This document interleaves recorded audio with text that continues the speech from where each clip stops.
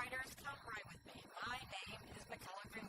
I create worlds for writing adventures. Welcome to my channel, Write with Emnorawyn. I'm very excited to have you join me on my channel, so don't forget to like and subscribe and hit the bell so you can go on this journey with me. Today is story time, or the day of our chapter exchange. I read you a chapter, you send me a chapter. If you're writing with me and you wish to exchange chapters, then send your chapter with me. You're wishing to write with @gmail.com, no spaces. I will post the email address at the end of the video and in the description below. I'm looking forward to reading your chapters. All chapters or writing prompts read on the channel, whether they are mine or another writer's work or copyright protected material, and no one may use any part in writing their own stories. The story is PG-13. Excuse me. So if you're under 13 years of age, you need parental guidance. This story is in its rough draft stage, just as the last stories and reading prompts we've heard. And we've broken up the story in the middle so I can fix things that don't matter. The title of the story is Princess Emnorawyn Stygerguard. And today we're reading chapter 37. And there's 38 chapters. So, 37, 38. So, next week we will finish it. If you would like to read along, send to the email I stated earlier. Request the PDF of the chapter. Make sure you are specific. Now, let's start. Princess Emnorawyn Stygerguard, chapter 37. Chaos Magnified. Princess Emnorawyn and her group worked at unlocking locks, and thankfully they didn't have to unlock many of the ones they had unlocked the night before. And Princess Emnorawyn started using her magic. She felt the magic was easier to work now that she knew how the lock actually worked. The ground shook several times, and Princess Emnorawyn grabbed the bars to steady herself. She had thoughts from Commander Overton to pick up the people with him, and then someone was calling out to her that a wave of blue air was coming to them. Princess Emnorawyn remembered the blue air burning people, so she just had the magical bubble scoop everyone in her group. Scoop up everyone in her group. She then had both groups go out to the courtyard.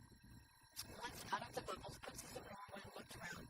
One building was on fire, and the fire was raining down on some straw roofs and a wood chipped roof. The fire was spreading, but the courtyard looked empty. "Where's my brother?" asked Justin. "We opened as many cells as we could," stated Princess Emnorawyn. Justin headed in. "I must find my brother." Daniel grabbed his arm. "We aren't finished, and we need every warrior we have." Justin took his arm away from Daniel. In that moment, blue air was pouring out the windows, and they all backed up. Justin looked around the group. "If my brother is alive," he looked at the blue air flowing like hot water. "Come, let's stop this. Hopefully I find my brother when I return." Several dragons landed, and the soldiers mounted. Princess Emnorawyn asked Justin if he was sure. And once he confirmed he was sure, her magical bubbles scooped them up, and the group headed to King Balbatus's kingdom. Once they arrived there, it seemed a scene of chaos. Flying gorillas flew everywhere. Animal people were fighting animal people. Dragons with their riders were fighting. There were large birds hovering around the kingdom. Princess Emnorawyn thought to herself, "Don't let there be any more abominations." She noticed that Stygerman's siblings were already fighting and unleashing their breaths. She wished they had their father's lightning breath when she focused on the battle.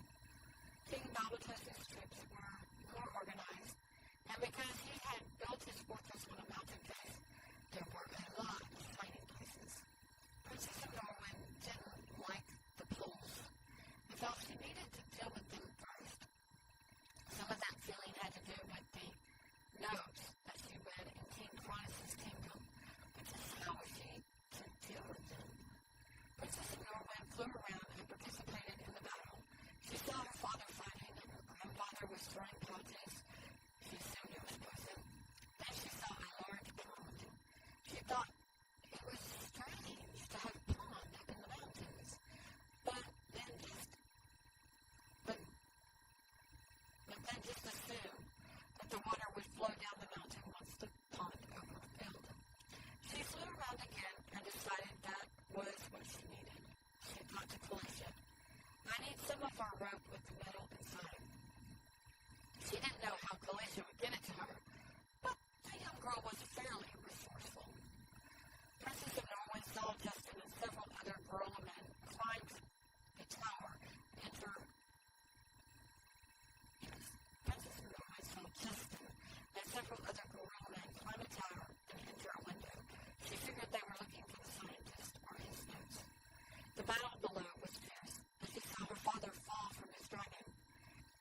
the rope net, but then the rope net disappeared and he fell all the way to the ground.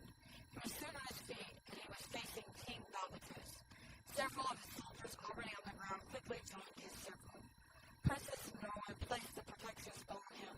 She couldn't keep watching because the flying gorillas flew at her often, and Steinerman wasn't as experienced as his father. She was having to think flying maneuvers and strategies to him. The first time Steinerman rolled, he rolled up into his sister, Elsie. They bumped each other, and their flight was unstable for a few seconds. Steinerman thought to Princess Emnorawyn, "I think my father was a little bit crazy." And that term should say now, because I don't know that they would use crazy in these times. So I will change that. Princess Emnorawyn chuckled and thought, yes, he did have that reputation. Then she remembered he was dead, and tears spilled down her face. She didn't know how to go on without him. After an hour or more, the dragon riders had rounded all the extra-large birds, and a few groups of balls appeared before Princess Emnorawyn. She held out her hand for a bubble and realized it was the rope. She thought to Steinerman what she wanted, and he agreed. Princess Emnorawyn had practiced magically tying the rope, so that was easy for her. She strung the rope between the poles, and then she pulled the water from the pond and slung it across the poles. King Balbatus looked up to see the water. "No!" he shouted. The poles buzzed with yellow zaps all around and across the ropes. It looked like tiny lightning was jumping around and running along the ropes and up and down the poles. Steinerman and his siblings were too close, and zaps hit them. Princess Emnorawyn thought of her grandfather's assignment to capture the zaps. She held out her hands before herself and pulled the zaps, jumping around in the air to her hands. A large ball was in her hands above Steinerman's neck. The question was, what to do with the zaps. She didn't think she could push them in a ball. Steinerman thought to her, destroy the source. She thought to the ball that it was giving no permission to give us air, and it was to destroy the pit that held the source. The large ball zoomed out of her hands with tremendous force. The ball knocked down walls as it headed to the source. Many were watching it, but King Balbatus struck his enemy, King Rhymes, while he had the chance. The protection from Princess Emnorawyn had disappeared when she was gathering the zaps, but he still had his armor.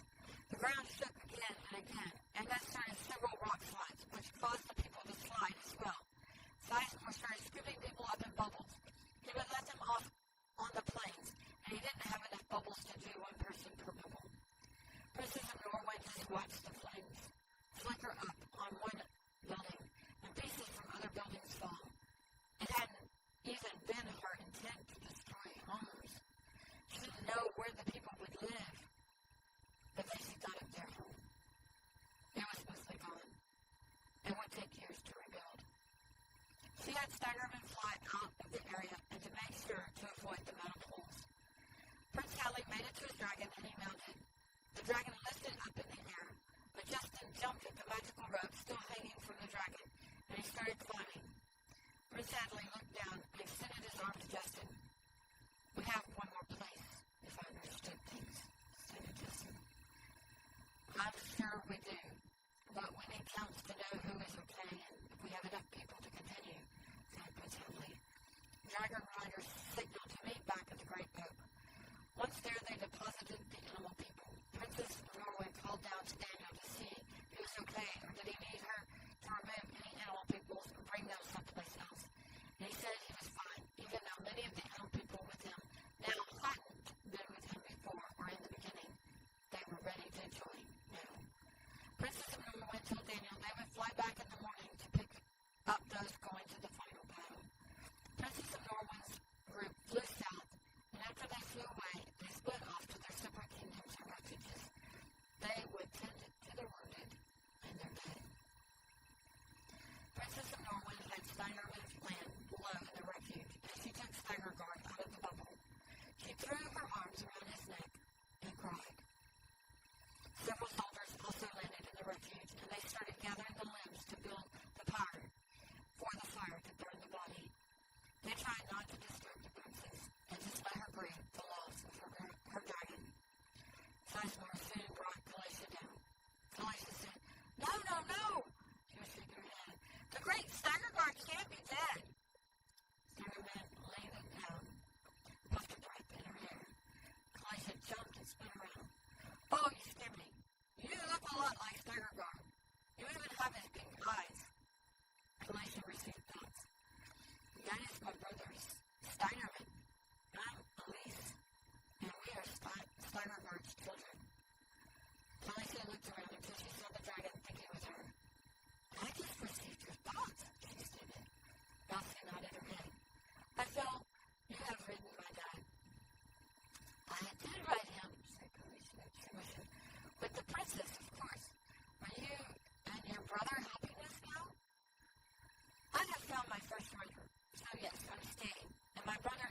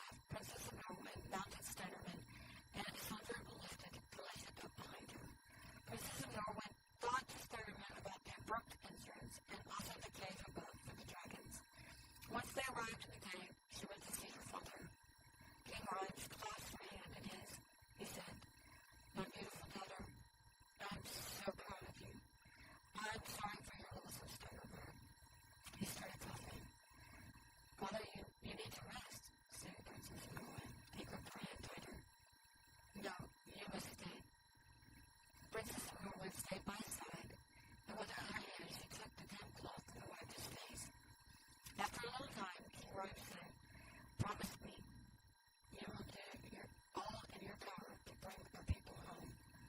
"I do promise that, Mother," she said. "We will bring them home together." King Rose slightly shook his head. "Lead our people well." Then he called until he collapsed. "No, no!" cried Princess of Norway. Sizemore walked up behind her and took her in his arms. He hugged her tightly. Princess of Norway cried into his shoulder. She didn't know how to go on. Her world was collapsing around her. Somewhere in the back of her mind, she knew there was a planning meeting with the soldiers, but she couldn't get on there right now, and her grandfather wasn't pushing her to do that now. Late in the night after the meeting, Princess of Norway said to son Sizemore, "Father, Mama is going to be married this week, Mother. Should we do that in the morning before the battle?" Sizemore paused. "We burned Stygerguard's body, so our enemies could not get his blood. We hope that Justin the Girlman killed all the scientists, but we don't know that for sure." He paused.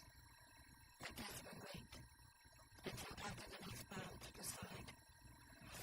Princess of Norway nodded her head and headed to rest for the night.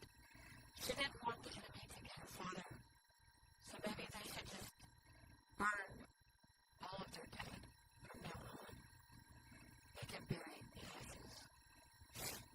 Okay, writers, that is the end of chapter 37. Leave a comment on Princess of Norway losing both Stygerguard and her father. Have you ever lost someone close or dear to you and then lose someone else close in time? Or even a year in time? Leave a comment on Felicia becoming a dragon rider.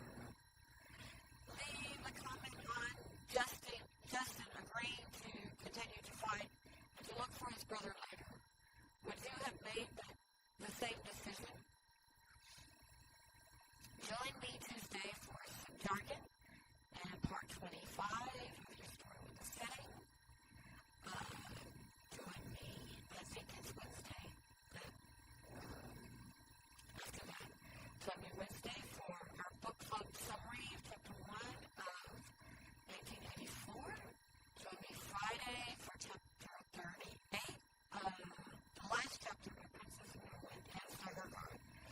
Visit my website by McKellar.com, read some character bios. If you read some